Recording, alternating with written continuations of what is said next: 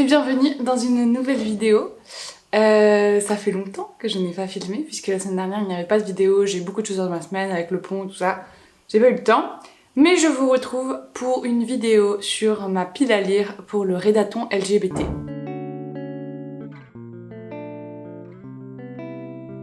Alors, le Redaton LGBT, il est organisé par 3 comptes dont je vous avais déjà parlé. Il s'agit de Corvux Corax, Lecture féministe et Papillonnage littéraire. Je vous mettrai leur Instagram quelque part ici et dans la barre d'infos. L'idée du Redaton, c'est au mois de juin de lire des lectures LGBT qui sont... il y a différentes consignes. En gros, il y a 5 catégories.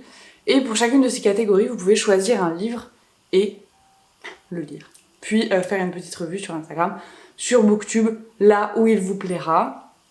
Le fait est que je souhaitais participer à ce challenge alors que je participe rarement à des redatons, car vous le savez, je n'aime pas m'imposer des lectures.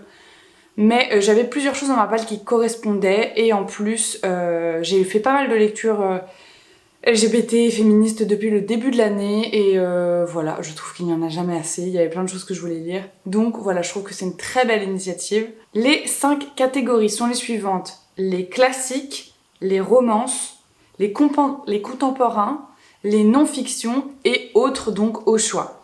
Un livre peut rentrer dans plusieurs catégories, mais si vous êtes comme moi et que vous avez très envie de faire dans les 5 catégories, voire peut-être plus si j'ai le temps et l'envie, libre à vous de le faire évidemment.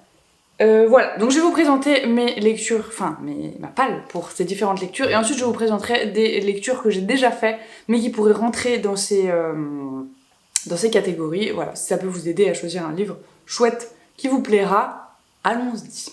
Pour le classique, tout d'abord, j'ai choisi de continuer ma lecture de Violette le Duc, et j'ai donc choisi La Bâtarde dans cette très belle édition L'Imaginaire Gallimard. Alors, la préface est de Simone de Beauvoir. Je ne connais pas grand chose de ce livre, je sais juste que j'ai vraiment envie de découvrir plus Violette le Duc puisque j'avais lu Thérèse et Isabelle que j'avais beaucoup aimé. Voilà, je n'ai pas de résumé, je ne sais pas de quoi ça parle, je sais simplement que j'ai beaucoup aimé ma lecture de Violette le Duc et que ça me fait plaisir de connaître un petit peu plus cette autrice. Voilà. Et comme elle fait partie des autrices qu'on peut considérer comme classiques. Donc voilà ma lecture pour les classiques. Ensuite, pour la romance, j'ai choisi de lire un livre en anglais. Donc j'ai déjà vu le film, ce qui va un petit peu me faciliter la tâche, mais que j'avais très envie de lire depuis très longtemps. Il s'agit de Call Me By Your Name de André Aciman. C'est vraiment une histoire magnifique. Je ne sais pas si vous avez vu le film, mais je vous le recommande à fond. Donc il est évidemment tiré de ce livre. Donc c'est une histoire d'amour, puisque c'est le thème, la romance. C'est une histoire d'amour entre 2 garçons, l'un est un petit peu plus âgé que l'autre, et ça se passe en Italie, c'est l'été, ça sent le bonheur, la découverte, c'est juste... Enfin, en tout cas, le film m'a vraiment beaucoup touchée, et j'espère que je ferai de même avec ces lectures. Ça m'a fait plaisir de choisir un livre en anglais également, parce que je sens que je lis un petit peu moins en anglais en ce moment, et que c'est dommage, donc, il faut que je m'y remette pour ne pas perdre mon niveau. Ensuite, pour les contemporains, je ne l'ai pas là, il est commandé, il arrive à la librairie à la fin de la semaine. Il s'agit de Garçon de cristal de Baekje Wang. Je ne sais absolument pas comment ça se prononce, je ne voudrais pas écorcher ce nom plus que je ne l'ai déjà fait. Il s'agit donc d'un contemporain, il me semble que l'auteur est chinois et qu'il s'agit d'un jeune garçon qui découvre son homosexualité en Chine, et c'est pas particulièrement apprécié. Je ne voudrais pas dire plus de bêtises sur ce livre parce que voilà, je ne l'ai pas lu, je n'en sais pas beaucoup. Je pense que je l'avais vu sur Bookstagram il y a fort longtemps et que le titre m'avait marqué, et quand je l'ai vu dans les recommandations que les 3 comptes littéraires qui ont organisé ce challenge avaient proposé, je me suis dit c'est le moment de le lire, d'autant plus que je n'ai rien lu de la littérature chinoise, donc une pierre de coups, je découvre un auteur chinois et de la lecture LGBT, on adore. En 4e, pour la non-fiction, je vais lire Testo Junkie de Paul B. Precchiado, que j'avais reçu suite à un concours Instagram, je ne sais plus par qui, honte sur moi, dans les dernières collections Points qui sont très belles. Il s'agit d'un livre qui a été écrit dans les années 70, fin des années 60, et sur une transformation Donc c'est plutôt sur le thème une transformation physique avec l'administration de testostérone, comme son nom l'indique, et de tout ce que ça peut impliquer. Donc voilà, j'ai vraiment hâte de lire ce livre. Je l'avais un peu préservé pour cet événement. Je me retiens un petit peu de le lire. Voilà, j'ai très très hâte, je pense que ce sera le premier. Quoique peut-être qu'il faut que je laisse un essai pour au milieu, je ne sais pas, on verra. D'ailleurs, j'ai d'autres choses, vous verrez, que je n'ai pas encore lu et que j'aimerais lire et qui rentrent dans le sujet. Ça, c'est ma sélection officielle. Ceux-là, je m'obligerai à les lire dans le mois, coûte que coûte. Et je vous en ferai évidemment soit une vidéo dédiée, soit peut-être une vidéo dédiée, ouais. Je ne sais pas, on verra. Ou alors, je ferai mon bilan à la fin du mois de juin. En tout cas, voilà, ça, ce sera ma lecture pour la catégorie non-fiction. Pour la catégorie autre ou au choix, je voulais absolument intégrer une BD. À la base, je voulais lire Mauvais genre, mais j'ai entendu plusieurs critiques mitigées et du coup, ça m'a un peu démotivée. Du coup, j'ai choisi cette BD Transition de Élodie Durand, qui est le journal d'Anne Marbeau. Voilà, et les dessins sont très étonnants. Alors, je sais pas comment vous montrer ça, évidemment.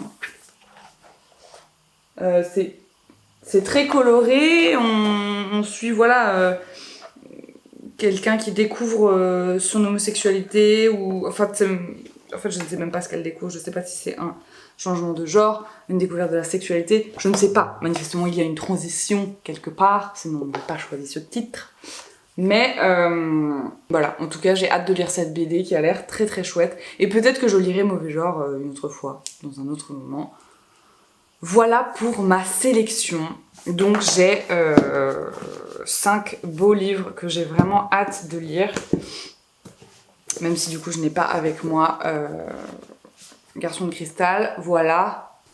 Ensuite, dans ma sélection de ce qu'il y a dans ma palle qui pourrait convenir pour des livres qui sont également dans des catégories qui sont dans ma palle et avec lesquelles j'ai un petit peu hésité pour faire cette sélection, il y avait l'essai Vers la plus queer des insurrections que j'avais acheté il y a pas très longtemps aux éditions Libertalia, qui est un recueil de textes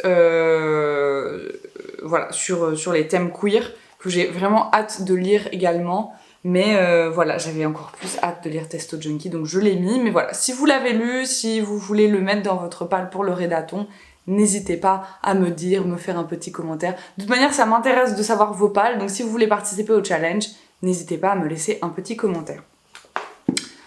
Pour les classiques, j'aurais pu également mettre un Colette avec l'ingénue libertine ou la chambre éclairée qui sont encore dans ma palle. Dans les autrices queer également, il y a Constance Debré, dont j'avais lu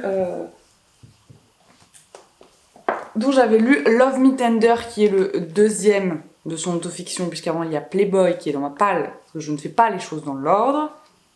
J'aurais pu donc mettre Playboy ou... non, pas Love Me Tender, parce que j'avais déjà lu. Mais voilà, Playboy, c'est une lecture rapide que, à mon avis, je vais faire bientôt. Et peut-être d'ailleurs, tout ce que je vous dis là, peut-être que je les lirai dans le mois de juin. C'est juste que ça ne rentre pas dans ma palle fixe dédiée à ce rédaton. Mais voilà, si vous voulez lire un court récit d'autofiction, je pense que Constance Debré saura vous séduire. Dans les classiques, j'aurais également pu mettre Mrs. Dalloway de Virginia Woolf. Je n'ai encore pas lu Virginia Woolf, je sais. En même temps, on ne peut pas tout lire, les gars. Donc, voilà, je l'ai acheté très très récemment. Donc, il aurait pu également rentrer dans cette palle. Mais j'avais fait ma palle avant de l'acheter. Et puis, je pense que c'est une lecture que j'ai envie de faire dans un moment un petit peu plus calme. Je sais pas pourquoi, je projette sur cette lecture un moment calme, petit hamac, en vacances. Donc les vacances pour moi c'est début septembre, donc peut-être ce sera une lecture de début septembre, on verra.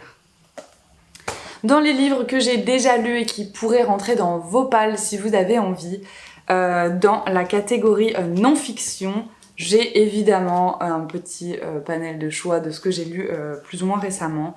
Il y a évidemment l'immense Monique Wittig avec La pensée straight, qui pour moi est un monument des essais queer, qui remet vraiment en cause l'hétéronormativité de notre société. Donc voilà, vraiment un monument. Après, c'est pas le plus abordable si vous n'avez pas l'habitude de lire des essais, surtout pour un rédaton, peut-être que c'est pas le meilleur moment. Mais voilà, en tout cas, je vous le conseille à tout moment de la vie. Également, Les 5 sexes de Anne Fausto Sterling, que je vous avais déjà présenté, donc je pense que vous en avez déjà, voilà, vous savez déjà, sur l'intersexuation. Il est très court, très accessible pour le coup. Si vous voulez mettre un essai, vous n'avez pas l'habitude d'en mettre, je vous le conseille vraiment. C'est très simple à lire, très court et très accessible et très riche. Il y a peu de documents sur l'intersexuation et je pense que c'est très important de s'informer sur la question. Donc voilà, si ça peut rentrer dans vos pales pour les essais, allons-y. Il y a évidemment la grande Alice Coffin avec Le génie lesbien qui pourrait rentrer dans vos pales. Et moi j'ai presque envie de le relire ce livre tellement je l'ai aimé alors que je l'ai lu fin 2020 je pense, donc vraiment ça fait même pas 6 mois, mais j'ai envie de le relire. Elle remet en cause la place des lesbiennes dans les mouvements féministes, la place des lesbiennes dans la politique, la place des femmes tout court dans les médias et dans la presse, dans le journalisme. Voilà, c'est un essai qui est très bien documenté, qui est très bien écrit et que j'ai trouvé très accessible également. La lumière s'en va, à bientôt. Voilà, donc un essai qui pourrait clairement rentrer dans vos pales également pour les essais. Voilà, un livre qui rentre dans 2 catégories. Il s'agit donc de Thérèse et Isabelle de Violette Leduc, qui peut donc à la fois rentrer dans le classique, enfin cocher la case classique, et la case romance, puisqu'il s'agit, comme je vous l'ai présenté dans ma dernière vidéo, d'une romance entre 2 jeunes filles qui découvrent en même temps l'amour et leur homosexualité, donc magnifique. C'est très bien écrit, c'est très court, c'est poignant, on s'attache beaucoup aux personnages. Voilà, pareil, si vous vous sentez pas de mettre 5 livres, gros livres dans vos pales, n'hésitez pas à mettre Violette Leduc avec Thérèse et Isabelle, c'est vraiment une valeur sûre. Pour la romance également, ou contemporain, je sais pas si on peut vraiment dire romance quand même, contemporain sûr. Il y a Un bref instant de splendeur que j'avais lu au mois de février, il me semble, de Ocean Vuong, que je vous conseille une fois de plus parce que je l'ai vraiment adoré. Il s'agit du récit plus ou moins romancé de sa vie, puisqu'il est descendant d'immigrés vietnamiens aux États-Unis et que sa mère et sa grand-mère voilà, ne parlent pas anglais. Et lui, il découvre son homosexualité. Donc voilà, une lecture que je vous recommande, notamment pour les auteurs contemporains. Il est un petit peu épais, mais bon, là c'est la grande édition. Enfin, cela dit, il n'est pas encore sorti en poche. Mais honnêtement, ça se lit très vite. Je crois que je l'ai lu en même pas 2 jours. Donc n'hésitez pas à foncer lire cette merveille. Et pour les BD, puisque je voulais également conseiller des BD parce que j'aime les BD, il y avait Au plus près que je vous avais déjà présenté dans ma vidéo sur les BD, qui est pareil, une romance. Ah donc là voilà, ça peut rentrer dans la catégorie romance. Il n'y a pas de problème à insérer des BD dans ce rédaton, vraiment. Donc n'hésitez pas. Donc Au plus près, c'est une histoire d'amour entre 2 jeunes garçons qui découvrent là aussi leur homosexualité. Ça se déroule en Norvège. Le coup de crayon est un peu particulier, je suis pas sûre que ça plaira à tout le monde, mais moi j'ai vraiment vraiment aimé. J'ai trouvé que c'était une histoire très sensible, très belle, et vraiment dans notre temps, dans le sens où ça pose également des questions qui sont très contemporaines, très ancrées dans la réalité du présent. Et voilà, je ne vous recommanderai jamais assez cette BD. Je vous ai donc présenté ma palle, les livres qui sont dans ma palle qui pourraient rentrer et les livres que j'ai déjà lus qui pourraient vous aider dans vos palles. Je pense que ma mission ici est accomplie. N'hésitez pas à me dire sur Instagram ou dans les commentaires si vous comptez participer à ce challenge, à me dire ce que vous mettez dans vos palles. Je pense que l'intérêt de ce genre de choses, outre le fait de pousser un petit peu les gens à lire de la lecture LGBT et à se rendre compte de certaines réalités qui sont multiples et qui sont moins visibles que des réalités hétéronormées. Le second intérêt de ce genre de challenge, c'est évidemment de découvrir plus d'œuvres qui soit écrites par des personnes queer, soit sur des personnes queer. Donc n'hésitez pas à partager tout ça, voilà, et à me donner vos avis si vous avez lu certains de ces livres que je n'ai pas lus, ou que j'ai lus d'ailleurs. Vos avis m'intéressent vraiment, n'hésitez pas à laisser des commentaires, ça me fait super plaisir à chaque fois. N'oubliez pas d'aller suivre les 3 comptes Instagram qui ont organisé le Redaton LGBT, à partager vos publications avec le hashtag Redaton LGBT, et à me suivre également sur Instagram si vous voulez en savoir plus sur ces petites lectures au fur et à mesure. Et je vous ferai un bilan évidemment à la fin du mois de juin. Pour la semaine prochaine, alors la semaine prochaine, la vidéo va sortir exactement le jour de mon anniversaire, donc je ne sais pas encore ce qu'il va se passer, mais j'espère qu'il va se passer un truc cool. Je n'ai aucune idée de ce qui va se passer à l'heure où je vous en parle, mais j'ai envie de faire une vidéo un petit peu spéciale, on verra ce que ça donne. En attendant, prenez soin de vous, passez un bon dimanche, faites votre pal pour le Redaton LGBT, dites-la moi en commentaire, et bon dimanche.